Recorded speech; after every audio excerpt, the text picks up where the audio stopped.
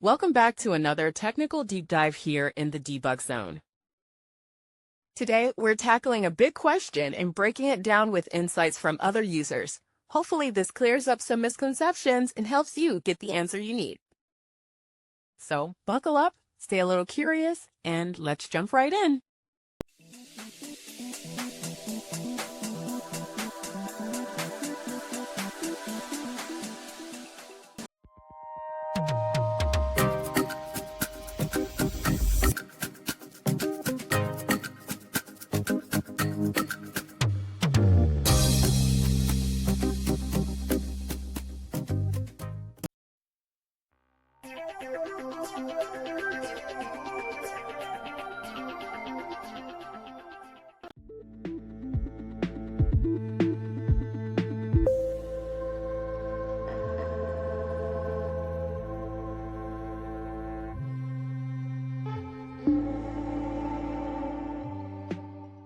And that's a wrap.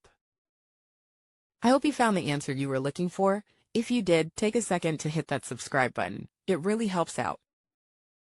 And let me know in the comments which solution worked best for you. See you next time in the debug zone.